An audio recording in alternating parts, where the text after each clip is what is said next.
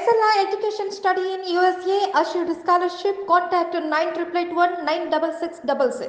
నమస్తే, welcome to iDream. నేను మహేశ్వరి. మనతో పాటు ఉన్నారు విరంచి హాస్పిటల్ నుంచి మెడికల్ ఆంకాలజిస్ట్ డాక్టర్ రాఘవేంద్రరావు గారు. ఈరోజు వారితో మాట్లాడి ఈ ప్రోస్టేట్ క్యాన్సర్ రావడానికి కారణాలు ఏంటి, చాలామంది సిగ్గుపడుతూ ఉంటారు వాళ్ళకున్న ప్రాబ్లం గురించి చెప్పుకోవడానికి. కానీ అలా చేయకుండా ఆరోగ్యం మీద జాగ్రత్తతో ముందు జాగ్రత్తగా మనల్ని మనం ఎలా టెస్ట్ చేసుకోవాలి అన్న దాని గురించి, అలాగే ప్రోస్టేట్ క్యాన్సర్ వచ్చిన తర్వాత అబ్బాయిలు ఎలాంటి జాగ్రత్తలు తీసుకోవాలి, దాని ట్రీట్మెంట్ పద్ధతులు ఏంటి, వీటి గురించి ఆయన అడిగి తెలుసుకుందాం. నమస్తే సార్. నమస్కారం సార్, చాలామంది మొహమాట పడుతూ ఉంటారు. వాళ్ళకి కొన్ని సిమ్టమ్స్ కనపడినా కూడా వచ్చి డాక్టర్ని కన్సల్ట్ అవ్వాలి అంటే ఇబ్బంది పడిపోతూ ఉంటారు. సో వాళ్ళని వాళ్ళు ఎగ్జామినేషన్ చేసుకోవడానికి ప్రోస్టేట్ క్యాన్సర్ లక్షణాలు ఏంటి అనేది చెప్తారా? అవునండి. అయితే ప్రాస్టేట్ క్యాన్సర్ వచ్చేసి మనకు ఏజ్తో రిలేటెడ్ అండి. ఏజ్ ఎలా అయితే పెరుగుతూ ఉంటుందో మేల్స్లో, మగవాళ్ళలో ప్రాస్టేట్ క్యాన్సర్ రిస్క్ అనేది పెరుగుతూ ఉంటుంది. సో ఎస్పెషలీ 50 ఏళ్ళ తర్వాత ఈ రిస్క్ అనేది గ్రాడ్యువల్గా పెరుగుతూ ఉంటుంది. 70-80 ఏళ్ళకి వచ్చేసి risk is maximum. So prostate క్యాన్సర్కి మేజర్గా కారకం ఏంటంటే మేల్స్లో ఉన్న హార్మోన్ ఏదైతే టెస్టోస్టెరోన్ ఉంటుందో అది ఒక రకంగా ఫుడ్ క్యాన్సర్కి. సో అవును, మగవాళ్ళు అందరూ ఉన్నారు కానీ అందరికీ ప్రాస్టేట్ క్యాన్సర్ రావట్లేదు కదా.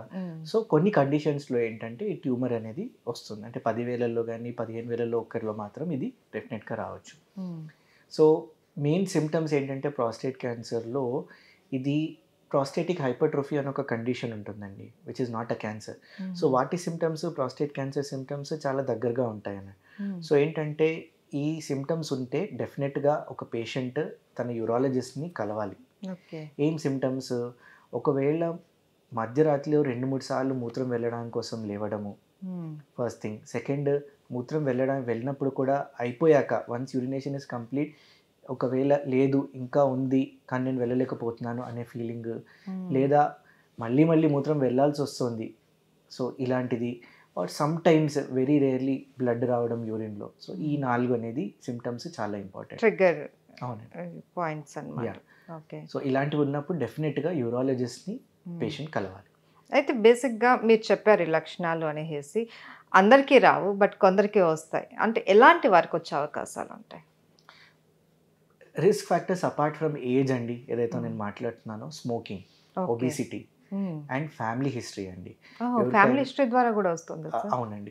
కొన్ని cases around 10% of prostate cancer cases ఏంటంటే జన్యువుల ద్వారా ట్రాన్స్మిట్ అవుతాయి. ఇన్హెరిటెడ్ క్యాన్సర్స్ అంటాం మనం, అదైతే వంశపారిపరికంగా ఏదైతే వస్తుందో అన్నట్టుగా. సో ఎవరికైతే breast cancer, ovarian cancer, prostate cancer, pancreatic cancer history ఉందో దగ్గర రిలేటివ్స్లో, ఫ్యామిలీలో, వీళ్ళు ఎక్కువ రిస్క్ ఉంటారు ప్రాస్టేట్ క్యాన్సర్ కోసం. ఇది BRCA2 అనే జన్యువుల ప్రాబ్లం వల్ల అవుతుంది అన్నట్టు. సో ఇలాంటి వాళ్ళు డెఫినెట్గా they should be on the lookout for such symptoms and they should reach their urologist or oncologist when they develop such symptoms. And ఈ మనం ఇంతకు ముందు మాట్లాడుకున్నాం సర్వైకల్ క్యాన్సర్ కావచ్చు, బ్రెస్ట్ క్యాన్సర్ కావచ్చు, ఇవి మనల్ని మనం ఎగ్జామినేషన్ చేసుకోవడానికి అంటే కొన్ని లక్షణాలు మీరు చెప్పారు. సో అలాగే ఈ ప్రాస్టేట్ క్యాన్సర్ అన్నది కూడా వాళ్ళు ఎగ్జామినేషన్ చేసుకోవడానికి ఏమైనా ఉంటాయా? పేషెంట్స్ అంతగా ఎగ్జామిన్ చేయడానికి కష్టం, ఎందుకంటే ప్రాస్టేట్ గ్రంథి చాలా లోపల్గా డీప్లీ సిచ్యువేటెడ్ అండి. So only a physician can examine properly. Patient unfortunately cannot examine for it self. But అలాంటి సిమ్టమ్స్ ఉన్నప్పుడు అందుకే యూరాలజిస్ట్ దగ్గరికి వెళ్తే he can recommend a blood test. Prostate specific antigen ఒక టెస్ట్ ఉందండి. సో 50 ఏళ్ళ తర్వాత ఎవరైతే నార్మల్గా 50 ఏళ్ళ తర్వాత, ఆర్ ఎవరికైతే ఫ్యామిలీ హిస్టరీ ఉందో వాళ్ళలో 40 ఏళ్ళ తర్వాత తన యూరాలజిస్ట్ని కానీ ఆంకాలజిస్ట్ని కానీ కలిసి ఇలాంటి సిమ్టమ్స్ ఉన్నప్పుడు PSA టెస్టింగ్ చేయించుకోవచ్చండి. అండ్ సిమ్టమ్స్ లేని వాళ్ళల్లో కూడా ఈ ఏజ్ తర్వాత రెగ్యులర్గా స్క్రీన్ చేసుకోవడం PSA టెస్ట్తోని చాలా ఇంపార్టెంట్. అంటే ఎన్ని రోజులకు ఒకసారి, ఎన్ని ఇయర్స్కి ఒకసారి స్క్రీన్ చేయించుకో? ఒకవేళ మీరు ఫస్ట్ టైం ఒక ఆంకాలజిస్ట్ దగ్గరికి వచ్చారనుకోండి, ఆ టెస్ట్ చేయించుకున్నాక ఒకవేళ టెస్ట్ నార్మల్ వస్తే ప్రతి 3 సంవత్సరాలు చేయించుకోవచ్చు. సో ఎప్పుడైనా ఈ 3 సంవత్సరాల తర్వాత చేయించుకుంటున్నప్పుడు ఎప్పుడైనా ఎలివేటెడ్ వస్తే, ఆ తర్వాత అంటే ఎక్కువగా వాల్యూ వస్తే అప్పుడు ఫర్దర్ టెస్టింగ్ అనేది చేస్తాం. నార్మల్గా వస్తే 3 ఏళ్ళకి ఒకసారి చేపిస్తాం. సో ఈ ప్రోస్టేట్ క్యాన్సర్ వచ్చిందనుకోండి, దాని కాంప్లికేషన్స్ ఎలా ఉంటాయి సార్? ఒకవేళ పేషెంట్కు తెలియదు, చాలా రోజుల వరకు దాన్ని ఐడెంటిఫై చేసుకోలేకపోయారు, సో ఒక విధంగా నెగ్లెక్ట్ చేసినట్లే అవుతుంది. కొన్ని సిమ్టమ్స్ కనపడినా కూడా వాళ్ళు నెగ్లెక్ట్ చేసి దాన్ని సీరియస్ కండిషన్కి తీసుకెళ్ళిపోతారు. ఫర్దర్గా దాని ట్రీట్మెంట్ ఏంటి, దాని కాంప్లికేషన్స్ ఏంటి? సో ప్రాస్టేట్ క్యాన్సర్ మనం నెగ్లెక్ట్ చేస్తే ప్రాస్టేట్ క్యాన్సర్ బోన్స్కి స్ప్రెడ్ అవుతుందండి, ఎముకలకు స్ప్రెడ్ అవుతుంది. ఓకే. సో క్రానిక్ లో బ్యాక్ పెయిన్ రావడము, వేరే బోన్స్లలో పెయిన్ రావడము, కిడ్నీస్ సరిగా పనిచేయకపోవడము, ఇలాంటివన్నీ కూడా ప్రాస్టేట్ క్యాన్సర్ అడ్వాన్స్ స్టేజెస్లలో లక్షణం అండి. ప్రాస్టేట్ క్యాన్సర్ అనేది మూత్రాన్ని ఏదైతే ద్వారం ఉంటుందో అక్కడ అది బ్లాక్ చేసేసి కిడ్నీస్ మీద కూడా ఎఫెక్ట్ చేయొచ్చు. ఎముకలలో వెళ్ళి ఎముకల నొప్పులు కూడా రావచ్చు. ఎంత మందులు ఇచ్చినా కూడా 2 నెలలు 3 నెలలు రెస్పాన్స్ రావట్లేదు అని అంటారు. సో యూజువలీ అలాంటి situation advanced stage of prostate క్యాన్సర్లో వస్తుంది. సో ట్రీట్మెంట్ ఎలా ఉంటుంది సార్? అవునండి. ట్రీట్మెంట్ వచ్చేసి మనకు స్టేజ్ పట్టి ఉంటుందండి. ఒకవేళ సపోజ్ ఓన్లీ ప్రాస్టేట్లోనే ఉంది, ప్రాస్టేట్ గ్రంథిలోనే ఉంది, ట్యూమర్ బయటికి రాలేదు అంటే అలాంటప్పుడు సర్జరీ కానీ రేడియేషన్ కానీ మనం డైరెక్ట్గా ప్రాస్టేట్కి ఇచ్చి పేషెంట్ని క్యూర్ చేయొచ్చు. సో కొన్ని కేసెస్లో ఎక్కడైతే డిసీజ్ వాపస్ వచ్చే రిస్క్ ఎక్కువ ఉంటుందో, సో ఇలాంటి కేసెస్ ఏంటంటే మనం ఆపరేషన్ చేసినప్పుడు మనం ఆ బయాప్సీలో కొన్ని ఫీచర్స్ చూస్తామండి. అలాంటివి ఉంటే అలాంటి వాళ్ళకు యాంటీ హార్మోనల్ ఇంజెక్షన్స్ ఇస్తాం మనము 1 సంవత్సరం నుంచి 3 సంవత్సరం వరకు, depending on what results we have గాటన్ on the biopsy. So వాళ్ళు కంటిన్యూ అలా తీసుకుంటే ప్రాస్టేట్ క్యాన్సర్ అనేది నయమైపోతుంది.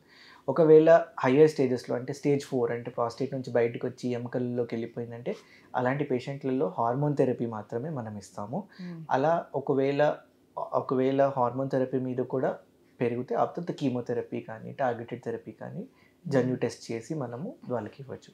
సో ఒక good news about prostate cancer ఏంటంటే ట్రీట్మెంట్తో పాటు prostate cancer patients normal life lead చేయొచ్చు. సో ఇది వైరల్ కదా, హస్బెండ్ నుండి వైఫ్కి వెళ్తాదేమో అన్న డౌట్ కదా? ఏం లేదు, డెఫినెట్గా చాలా స్ప్రెడ్ అవ్వదు.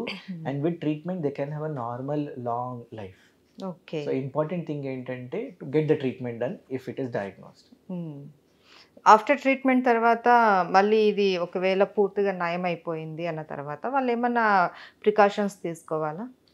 ఐడియల్లీ అండి ఏంటంటే మనము ఇది హార్మోన్ ద్వారా పెరిగే ఇది కాబట్టి సో మనం లాంగ్ టర్మ్ హార్మోనల్ థెరపీ ఇచ్చి సప్రెస్ చేస్తాం ట్యూమర్. ఓకే సార్, ఇప్పుడు ఫ్యామిలీ హిస్టరీలో వస్తుంది అన్నారు. అవునండి. ప్రీవెంట్గా వీళ్ళు ఏమైనా స్క్రీన్ చేసుకోవడం లేకపోతే కొన్ని రకాల వ్యాక్సిన్ లాంటివి వేసుకోవడం వల్ల మనం ఎంతవరకు దీన్ని కంట్రోల్ చేసే అవకాశం ఉంటుంది? అవునండి. ప్రాస్టేట్ క్యాన్సర్లో స్క్రీనింగ్ ఎస్పెషలీ ఫ్యామిలీ హిస్టరీ ఉన్నప్పుడు మనం ఏం చేస్తామంటే వాళ్ళకు జన్యు టెస్ట్ని మనం రికమెండ్ చేస్తాం. ఒకవేళ జన్యు టెస్ట్ పాజిటివ్ వస్తే మనం వాళ్ళని ఫాలోఅప్లో పెట్టి క్యాన్సర్ రాకముందే రెగ్యులర్ ఫాలోఅప్లో పెట్టి ఒకవేళ వస్తే వెంటనే దాన్ని ఐడెంటిఫై చేసి ట్రీట్ చేసేస్తామండి. So this a good chance that they will not end up in trouble.